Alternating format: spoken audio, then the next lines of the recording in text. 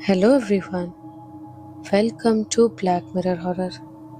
कैसे हैं आप सब? आई होप आप सब ठीक होंगे। आज मैं आप सभी के लिए एक और नई कहानी लेकर आई हूँ और मुझे उम्मीद है कि आपको ये कहानी भी ज़रूर पसंद आएगी। और अगर आपको ये कहानी पसंद आए तो इस वीडियो को लाइक और चैनल को सब्सक्राइब ज़रूर कीजिएगा और साथ ही इन वीडियोस को ज़्यादा से ज़्यादा शेयर भी ज़रूर कीजिएगा। तो अब ज़्यादा देर ना करते हुए हम अपनी आज की कहानी की शुरुआत करते हैं। असम का मशहूर शहर गुवाहाटी, जो प्रकृति से चारों ओर से घिरा हुआ है, वहाँ के नीलांचल पर्वत पर देवी महामाया का विशेष मंदिर है, माँ कामाख्या देवी का, जहाँ अलग अलग जगहों से लोग माता का आशीर्वाद पाने हेतु आते हैं। माँ कामाख्या मंदिर हिंदू धर्म के 51 शक्तिपीठों में से सबसे महत्वपूर्ण और महाशक्तिपीठ माना जाता है। पौराणिक कथा के अनुसार जब भगवान शिव सती माँ के मृत शरीर को लेकर तांडव कर रहे थे, तब भगवान विष्णु ने अपने सुदर्शन चक्र से माँ सती के शरीर के 51 भाग किए। माना जाता है कि इसी नीलांचल पर्वत पर देवी सती के योनि भाग का गिरकर यहाँ पर स्थापना हुई, यानी यहाँ पर स्थापित हुई। इस मंदिर में देवी की कोई स्थापित मूर्ति नहीं है, इसके बजाय एक योनि के आकार की चट्टान, योनि मुहर की पूजा की जाती है, जो हमेशा एक कुंड से निकलने वाले जल से ढकी रहती है। इसी दौरान यहाँ पर अम्बुबाची का मेला लगता है। इस मेले को धार्मिक दृष्टिकोण से देखें तो इस वक्त मंदिर के कपाट बंद होते हैं, क्योंकि इस दौरान माँ कामाख्या देवी रजस्वला होती हैं। इसीलिए ये 3 दिन मंदिर के मुख्य कपाट बंद रखे जाते हैं। किसी भी प्रकार की दैनिक पूजा पाठ, भजन या मूर्ति दर्शन नहीं होता है। ब्रह्मपुत्र नदी का जल लाल हो जाता है। इसके पीछे का तर्क ये है कि इन 3 दिनों में देवी के रजस्वला होने के कारण मंदिर के पास स्थित ब्रह्मपुत्र नदी का जल भी लाल हो जाता है। वैज्ञानिक रूप से इस जल में मौजूद आयरन ऑक्साइड या सिंदूर मिलाने के कारण हो सकता है। अम्बुबाची मेले के चौथे दिन की सुबह मंदिर के कपाट खुलते हैं। उस दिन देवी के विग्रह पर बिछाए गए लाल रंग के कपड़े या वस्त्र भक्तों को प्रसाद के रूप में दिए जाते हैं। इसे अम्बुबाची वस्त्र या रक्त वस्त्र कहा जाता है। इसे बहुत पवित्र माना जाता है और समृद्धि व सुरक्षा के लिए धारण किया जाता है। वैसे काम रूप माँ कामाख्या देवी खुद में एक बड़ा विषय है, जिसे मैं किसी और कहानी में विस्तार से बताऊंगी। अभी अपनी कहानी को आगे बढ़ाते हैं। माँ कामाख्या मंदिर में अघोरी और तांत्रिकों का जमावड़ा लगता है। इस मेले को देखने के लिए देश के कोने कोने से तांत्रिक, कपालिक, अघोरी, नागा साधु और शक्ति साधक सिद्धि प्राप्त करने के लिए आते हैं। ये समय तंत्र साधना और गुप्त अनुष्ठानों के लिए बेहद फलदायी माना जाता है। साधु, संत और तांत्रिक अपनी विशेष साधना के लिए पर्वत के विभिन्न सुनसान कोनों और नीलांचल पर्वत तथा ब्रह्मपुत्र नदी के पास और शमशान घाटों के पास डेरा डालते हैं और आधी आधी रात में अपनी साधना करते हैं। जितने भी डायन और टोना टोटका, काला जादू करने वाले लोग होते हैं, वो जरूर इस समय गुप्त रूप से यहाँ पर सिद्धि प्रबल करते हैं। साथ ही कुछ लोग घूमने के लिए भी आते हैं यहाँ पर। ठीक उसी तरह अर्जुन भी बाकी लोगों की तरह घूमने के लिए भोपाल शहर से गुवाहाटी आया था।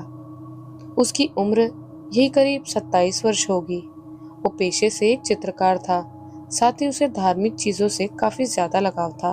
वो धर्म से जुड़ी हुई संस्कृत और पौराणिक चीजें देखने में काफी रुचि रखता है। इसीलिए वो जीवन में पहली बार अम्बुबाची मेला अपने दोस्त संजय के साथ आया। वैसे तो संजय सात्विक साधना का साधक था। वो दोनों ट्रेन से सफर करके सीधा कामाख्या जंक्शन पहुंच गए, जहां से मंदिर का रास्ता 3-4 किलोमीटर दूर है। हालांकि वो दोनों 2 दिन पहले ही यहाँ पहुंच गए। अर्जुन को पहली बार गुवाहाटी आकर काफी अच्छा महसूस हो रहा था। शहरों के प्रदूषित वातावरण से भी काफी साफ और स्वच्छ वातावरण था यहाँ का। अर्जुन अपने साथी से बात करता हुआ बोला, मैंने सुना है अंबुबाची मेले को तांत्रिक और शक्तिपीठों का वार्षिक मेला भी कहा जाता है। संजय ने हामी भरते हुए कहा, हाँ, यहाँ पर तांत्रिक अपनी तंत्र साधना को सिद्ध करने आते हैं और तो नहीं अपने काले जादू को सिद्ध करने के लिए आती हैं। अर्जुन ने हैरानी के साथ कहा, तब तो यहाँ पर संभल के रहना पड़ेगा, वरना कौन क्या कर दे। हाँ, अब धीरे धीरे यहाँ की ऊर्जा काफी तीव्र हो जाएगी, जिससे साधक को सिद्धि पाने में काफी आसानी होती है। शाम का वक्त था।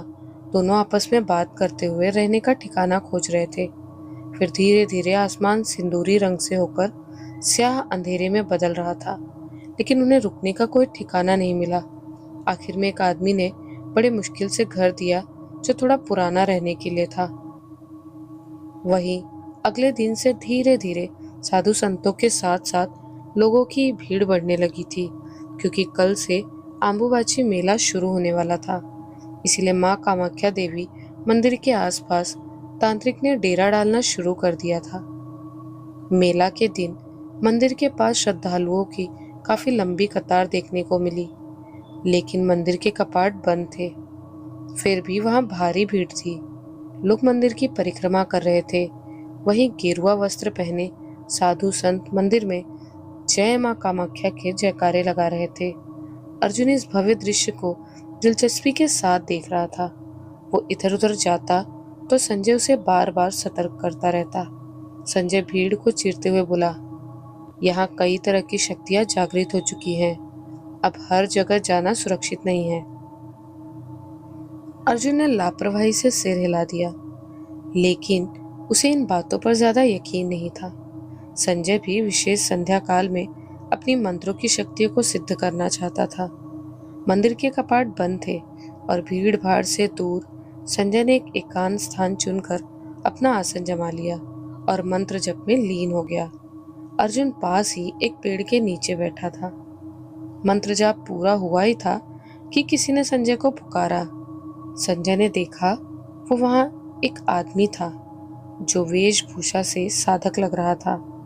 ये संजय को काफी साल पहले अंबुबाची मेले में ही मिला था।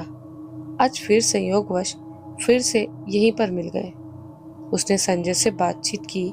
फिर बाद में दोनों एक साथ किसी क्रिया को करने की बात करने लगे। संजय अर्जुन के पास आते हुए कहा, तुम चाहो तो बाहर घूम सकते हो, क्योंकि आम इंसान को किसी की साधना नहीं देखनी चाहिए। संजय की बात सुनकर अर्जुन टहलता हुआ यहाँ से चला गया।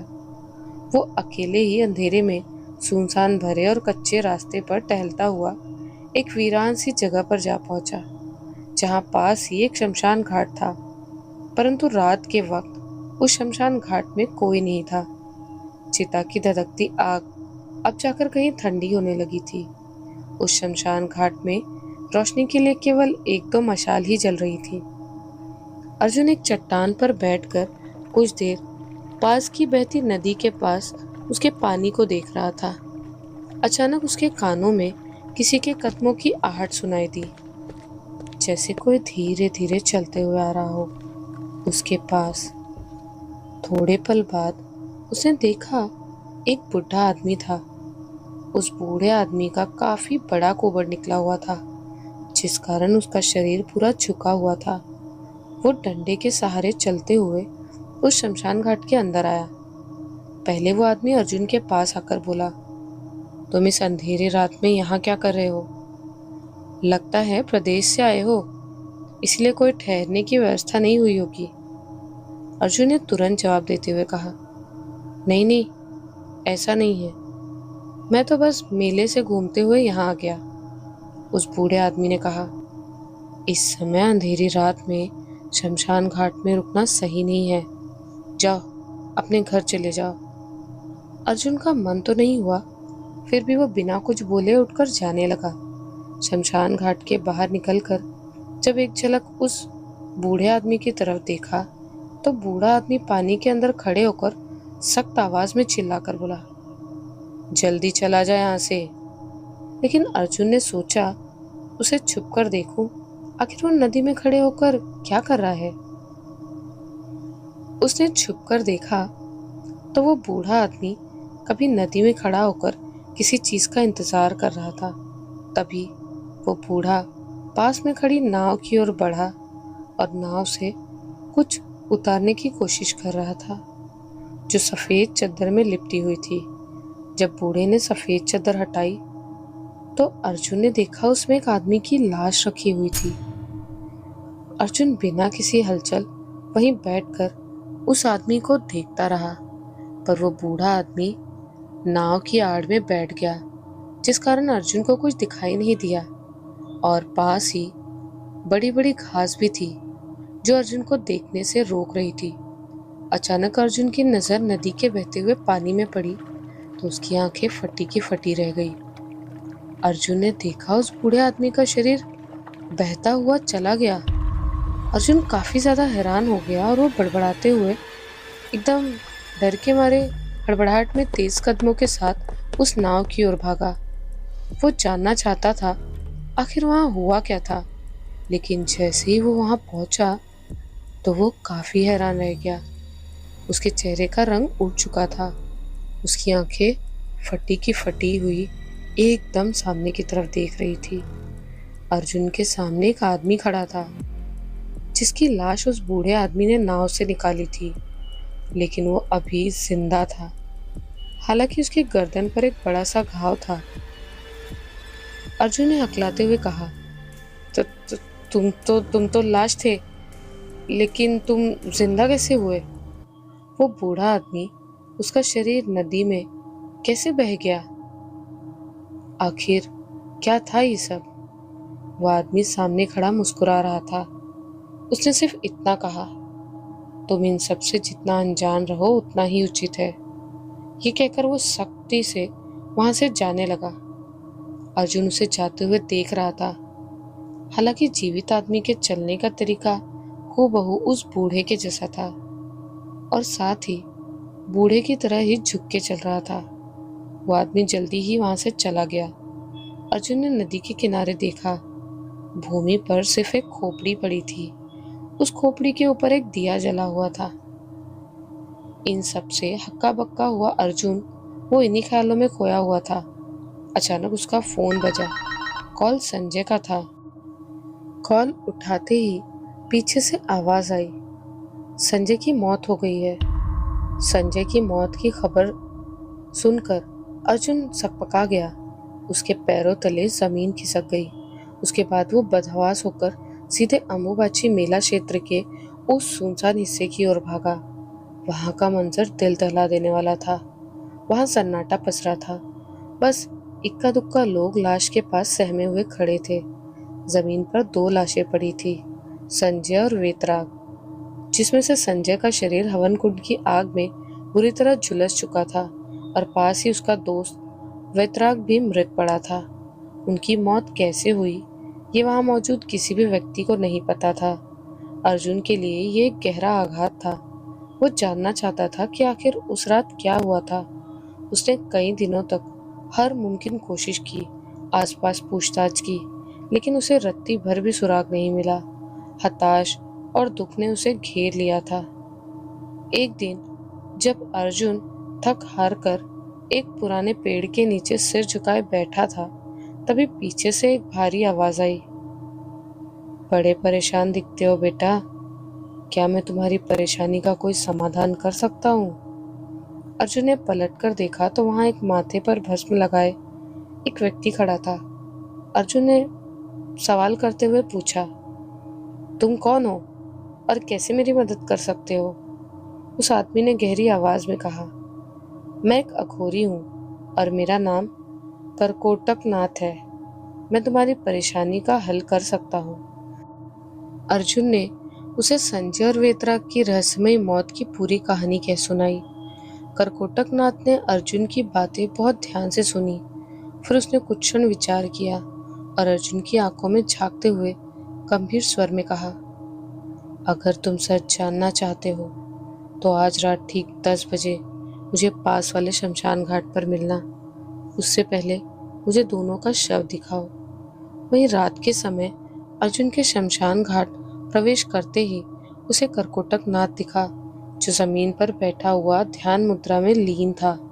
अर्जुन जब करीब पहुंचा तो करकोटक नाथ ने अपनी आंखें खोलकर कहा, "आओ, मैं तुम्हारा ही इंतजार कर रहा था। आओ जल्दी क्रिया को शुरू करते हैं। इसके बाद अर्जुन करकोटकनाथ के सामने बैठ गया। उसने करकोटकनाथ से सवाल करते हुए पूछा, ये प्रकाया प्रवेश क्या है और ये क्रिया किस लिए की जाती है? करकोटकनाथ ने गहरी आवाज में कहा, प्रकाया प्रवेश के विषय में कहा जाए तो इसमें मनुष्य अपनी चेतना और अपनी आत्मा को दूसरे के देह में प्रवेश करवा सकता है और यही प्रकाया प्रवेश कहलाता है। करकोटकनाथ ने आगे कहा, कई ऐसे तांत्रिक अघोरी होते हैं जिन्हें अपने जीवन का मुख्य लक्ष्य प्राप्त नहीं हुआ होता, लेकिन उनका देह वृद्ध अवस्था में पहुंच चुका होता है, जिस कारण उन्हें नया शरीर चाहिए होता है जिससे अपने उद्देश्य को वो पूरा कर सके। अर्जुन ने उसे बीच में टोका, जैसे उसके दिमाग में कुछ याद आया हो। उसने बोला, इसका मतलब उस दिन जब मैं उस कुबड़ निकले बूढ़े आदमी की लाश बहते हुए देखा तो उसने प्रकाया प्रवेश किया था, तभी तो वो जवान आदमी झुक के चल रहा था। करकोटकनाथ ने तुरंत हामी भरते हुए कहा, यहाँ ज्यादातर अम्बुबाची के समय में ये अधिक होता है। करकोटकनाथ ने आगे कहा, प्रकाया प्रवेश की क्रिया काफी आसानी से हो जाती है, इसमें किसी भी प्रकार का कोई खतरा नहीं होता।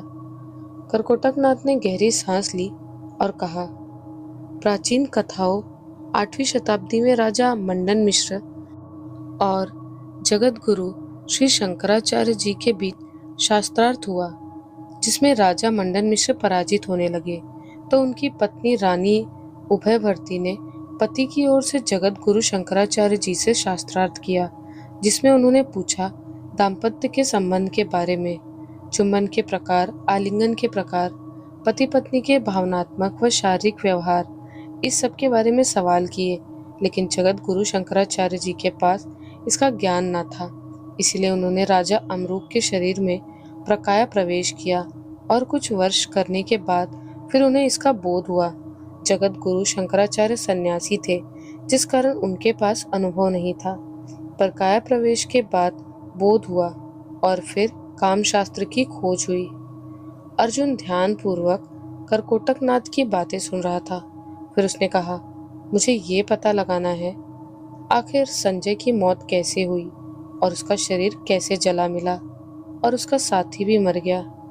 अर्जुन की बातें सुनकर करकोटकनाथ ने तुरंत कहा, इस समस्या का निवारण करने के लिए प्रकाया प्रवेश करना उचित विकल्प है।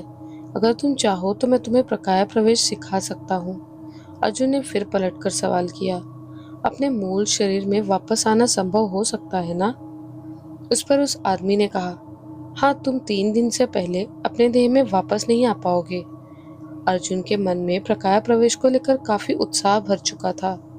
अगली रात उसी शमशान घाट के नदी के किनारे पर खड़ी उस नाव में एक शव रखा गया था, किसी नाविक की तरह लकड़ी की पुरानी डिब्बी जिसमें तड़पता हुआ लेटा हुआ शरीर था।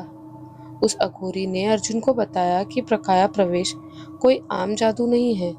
उसने आगे बताया, जब आत्मा किसी देह में प्रवेश कर जाएगी, उसके बाद तुम्हारे शरीर को सुरक्षित रखने के लिए एक विशेष लेप से लपेटा जाएगा, ताकि देह सड़न से बची रहे और कोई बुरी शक्ति तुम्हारे शरीर पर काबू न कर पाए। लेकिन शरीर में वापस लौटने की अवधि सिर्फ 3 दिन है। अगली रात थी, गहरी और काली। चलती हवाओं में शमशान घाट की राख थोड़ी थोड़ी उड़ रही थी और आसमान में सन्नाटा पसरा था। दूर चलती एक चिता की मध्यम लौ अंधेरे को मुश्किल से काट पा रही थी। अर्जुन और उसके साथ चल रहा अघोरी करकोटकनाथ शमशान घाट के किनारे दोनों खड़े हो गए। अर्जुन के दिल में भारी डर था। घाट के एक कोने में कुत्तों के भौंकने की आवाज सुनाई दे रही थी। करकोटकनाथ ने पूर्व ही वैतराग के शव की व्यवस्था कर रखी थी। अर्जुन उस शव को घूरता रहा, पर करकोटकनाथ ने कुछ नहीं कहा और वो जमीन पर राख, कोयले और लाल मिट्टी से एक गोल घेरा बनाना शुरू कर दिए। ये साधारण आकृति नहीं थी। उसके अंदर उस ताजा शव को लिटाया। इस वक्त उस शव के शरीर पर कोई कपड़ा नहीं था।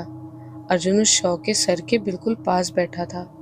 वहीं पास में एक मानव खोपड़ी रखी थी, जिस पर चौमुखा दिए में घी का दीपक जला दिया था। उस अघोरी ने मंडल के तैयार होते ही हवा की गति अचानक कम हो गई। करकोटक नाथ ने शव को मंडल के उत्तर दिशा में रखकर धीमे स्वर में मंत्रोच्चार करना शुरू कर दिया।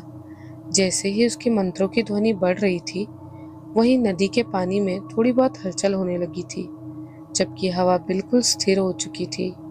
कुछ देर बाद करकोटक नाथ ने अर्जुन को एक मंत्र बताने के बाद उससे कहा, उस शव के सर पर हाथ रखो और मेरे बताए हुए मंत्र का जाप करो। अर्जुन ने ठीक वैसा ही किया। अर्जुन का हाथ शव के सर पर था। अचानक से मंत्र पढ़ते हुए ही उसे ऐसा एहसास हुआ जैसे उसका सर आग के अंगारे जितने गर्म हो गए हैं और जैसे किसी अदृश्य शक्ति ने उसकी सांसें कुछ पल के लिए रोक दी हो। अपने पूरे मन से ध्यान केंद्रित करो, करकोटक नाथ ने गंभीर आवाज में कहा। अर्जुन ने आंखें बंद कर ली। उसके कानों में आती हर आवाज दूर होती जा रही है।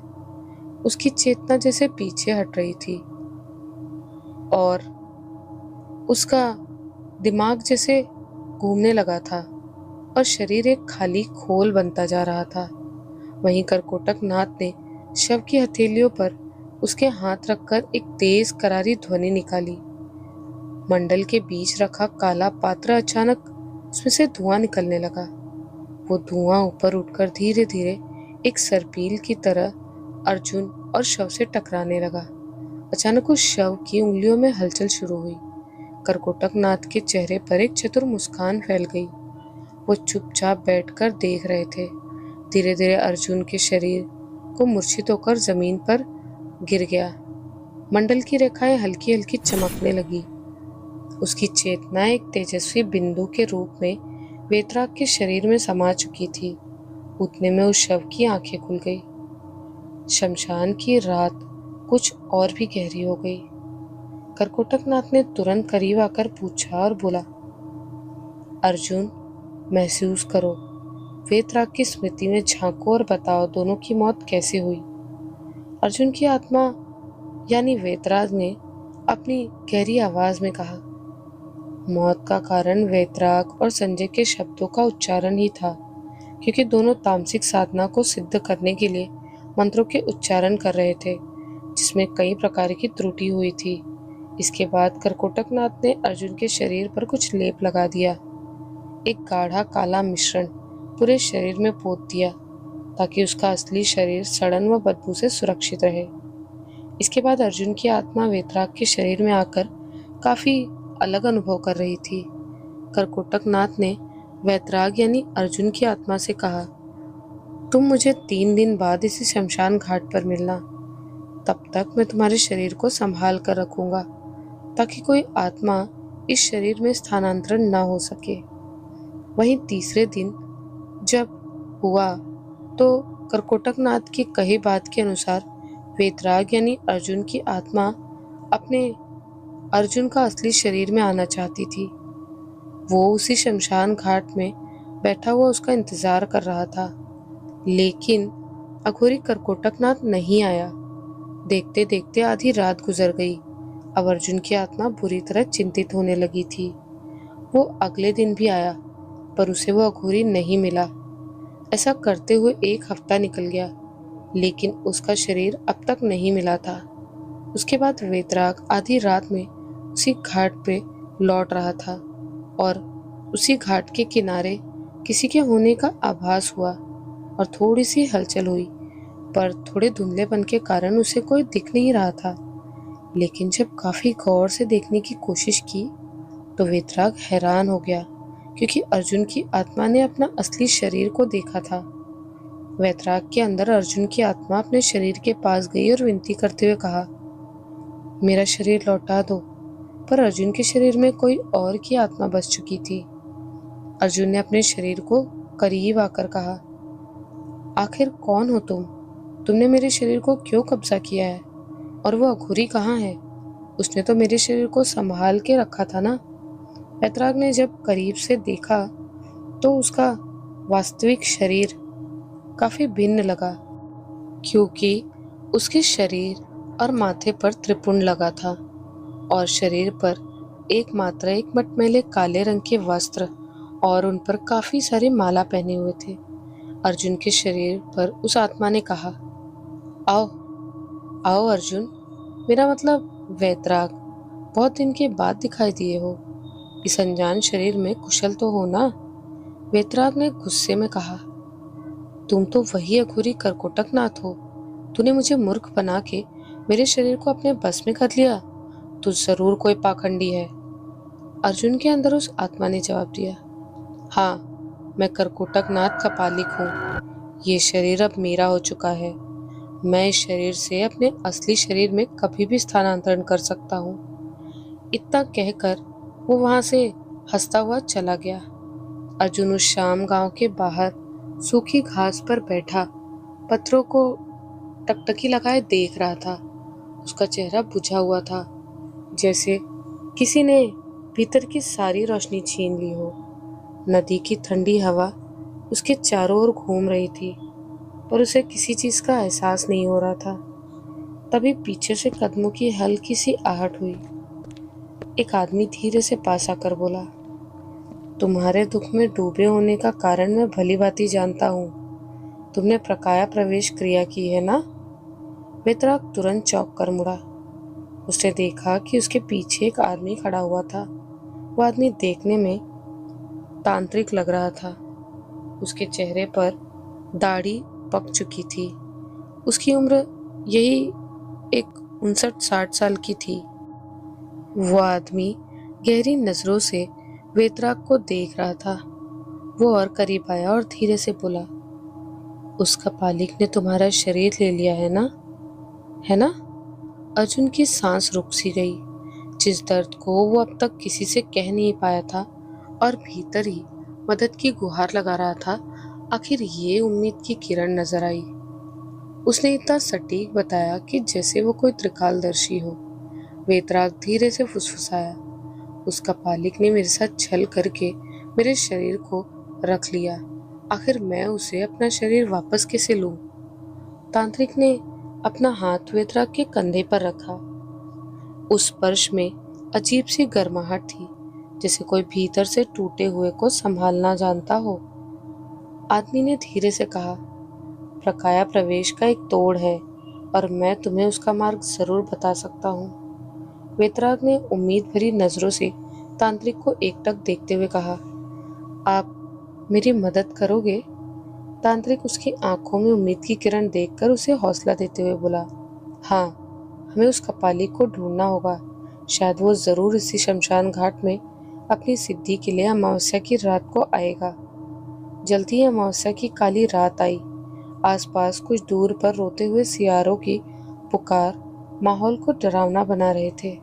तांत्रिक और अर्जुन झाड़ियों के पीछे छिपे हवन कुंड की आग के सामने वही कपालिक बैठा था। उसे देखकर वेतराग का खून खौल उठा। अपने ही शरीर को किसी और के वश में देखना अर्जुन के लिए असहनीय हो गया। धैर्य रखो वेतराग, तांत्रिक ने धीमे स्वर में कहा, क्रोध से विवेक नष्ट हो जाता है। हमें सही समय का इंतजार करना होगा। लेकिन वेतराग के शरीर में अर्जुन की आत्मा का सब्र का बांध टूट चुका था। सामने अर्जुन का शरीर गोल घेरे में रखा हुआ था। जैसे ही कपालिक ने एक आहुति डालते हुए कहा, आज इस शव को माता को भेंट देकर अपनी वर्षों पुरानी साधना को सिद्ध कर लूंगा। इसके बाद गुस्से से बौखलाया वेतराग बाहर निकल आया और कपालिक को देखकर बोला, मेरा शरीर वापस कर दे पाखंडी। वेतराग की आवाज शमशान की शांति को चीरती हुई गूंजी। कपालिक चौंका। उसने पीछे मुड़कर देखा। उस कपालिक के चेहरे पर एक कुटिल मुस्कान तैर गई। कपालिक ने वेतराग से शैतानी हंसी के साथ कहा, तू क्या, दुनिया का कोई भी तांत्रिक मेरा कुछ भी नहीं बिगाड़ सकता। उसने अपनी आंखें बंद की और कोई मंत्र बुदबुदाया। अर्जुन ने एक कदम आगे बढ़ाना चाहा, लेकिन अचानक उसे लगा जैसे उसके पैरों तले जमीन चिपक गई हो। धीरे धीरे उसकी मांसपेशियां पत्थर की तरह सख्त होने लगी। वो चीखने को हुआ, लेकिन जबान भी अकड़ चुकी थी। केवल वो अपनी आंखें ही हिला पा रहा था। वो पूरी तरह से लकवाग्रस्त हो चुका था। उसे खुद को मूर्ति की तरह जड़ देखकर उसकी आंखों में बेबसी और दहशत उतर आई। कपालिक ने भयानक हंसी के साथ कहा, ये स्तंभन विद्या का असर है। अभी भी समय है जाने का। बोल, जाएगा तो तुझे आजाद कर दूंगा स्तंभन से। कपालिक ने मौका देकर वेतराग को बोला, पर वेतराग ने मना कर दिया। इस पर कपालिक बौखलाया हुआ धीरे धीरे उसकी तरफ बढ़ा। उसके हाथ में एक किसी जानवर की नुकीली हड्डी थी। बड़ी भूल की तूने यहाँ आकर। अब तेरी आत्मा को कैद करके अपने पास रखूंगा। तभी हवा का रुख बदला। एक तेज आंधी उठी और कपालिक के चेहरे पर भस्म का एक गुबार आ लगा। रुक जा! एक गंभीर और भारी आवाज वातावरण में गूंज उठी। तांत्रिक, जो अब तक शांत था, वो झाड़ियों के पीछे से बाहर निकले, वेतराग के सामने आकर खड़े हो गए। उन्होंने अपनी झोली से अभिमंत्रित राख निकाली और वेतराग पर छिड़कते हुए स्तंभन के काट का मंत्र पढ़ा। राख पढ़ते ही वेतराग ढीला पड़ गया। स्तंभन टूट चुका था। वो हाफते हुए घुटनों के बल गिर पड़ा। तांत्रिक ने गुस्से से बौखलाकर कहा, अधर्म की सीमा पार मत कर और इस बालक का शरीर छोड़ दे। कपालिक का चेहरा गुस्से से लाल हो गया। तुच्छ तांत्रिक, तू मुझे आदेश देगा? तूने मेरे कार्य में बाधा डाली है। अब तू भी नहीं बचेगा। मैं तुझे सबक सिखा के रहूंगा। तांत्रिक ने ललकारा। दोनों में युद्ध शुरू हो गया। ये तंत्र विद्या का संग्राम था। कपालिक ने हवा में मुट्ठी भींची और अदृश्य शक्तियों का प्रहार बाबा की ओर किया। तांत्रिक ने अपनी रुद्राक्ष की माला से एक सुरक्षा घेरा बना दिया। मंत्रों की ध्वनि से पूरा शमशान गूंजने लगा।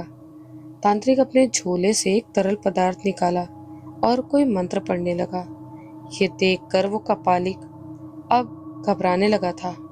कपालिक ने अपना अंतिम दांव चला, किंतु तांत्रिक को एक खरोच तक नहीं आई। तांत्रिक ने जैसे ही उस तरल पदार्थ को कपालिक के शरीर पर डाला, उसने कपालिक का शरीर उससे जलने लगा। साथ ही उस गोल घेरे की शक्ति कमजोर हो गई, जिसे मौका पाकर तांत्रिक ने घेरे में पड़े अर्जुन के शरीर को जल्दी से निकाल लिया। कपालिक जोर से चीखा, नहीं नहीं, ये मेरा शरीर है, मैं इसे नहीं छोड़ूंगा। कपालिक तड़पा, लेकिन बाबा के मंत्रों का वेग प्रचंड था। देखते ही देखते उस कपालिक का शरीर नष्ट हो गया और कपालिक से अर्जुन को आजादी मिल गई। तांत्रिक ने वेतराग की ओर देखकर बोला, अर्जुन, अब सही समय आ गया है अपने शरीर में प्रकाया प्रवेश करने का। वेतराग के अंदर अर्जुन की आत्मा कांपते हुए अपने शरीर के पास गई। उसे अजीब सा लग रहा था खुद को वहां पड़े हुए देखना। तांत्रिक ने अर्जुन के सिर पर दोनों हाथ रखने को कहा और प्रकाया प्रवेश की विपरीत क्रिया आरंभ की। अर्जुन को लगा जैसे वो एक गहरी नींद में जा रहा है। साथ ही एक खिंचाव महसूस हुआ, फिर अंधेरा छा गया। इसी के साथ अर्जुन वेतराग के शरीर से निकलकर अपने शरीर में वापस आ गया। उसके शरीर में हरकत हुई और फिर उसने अपनी आंखें खोल दी। कुछ पल बाद वो लड़खड़ाते हुए खड़ा हुआ। उसने तांत्रिक की ओर देखा और उनके चरण स्पर्श करते हुए बोला, धन्यवाद बाबा, आपने मुझे नया जीवन दिया है। बाबा ने उसे उठाया और मुस्कुराए। अर्जुन अब एक नए दिन की नहीं, बल्कि दोबारा से अपनी जिंदगी की शुरुआत की थी। तो ये कहानी यहीं पे ख़त्म होती है। आपको ये कहानी कैसी लगी हमें कमेंट में ज़रूर बताइएगा। और हाँ, आप सभी भी अगर ऐसी कोई चीज़ आपके आसपास होते देखे तो इन सब चीज़ों से थोड़ा दूर रहे, क्योंकि ये चीज़ें सुनने में जितनी इंटरेस्टिंग लगती हैं, अक्सर इनका इंटरनली बहुत ज़्यादा डीप और अलग प्रोसेस होता है, जो आपके लिए काफ़ी ख़तरनाक साबित हो सकता है। तो आपको ये कहानी कैसी लगी हमें कमेंट्स में ज़रूर बताइएगा। मिलती हूँ आप सभी से एक नई और खौफनाक कहानी के साथ। तब तक के लिए अपना ख्याल रखिए। जय माँ कामाख्या।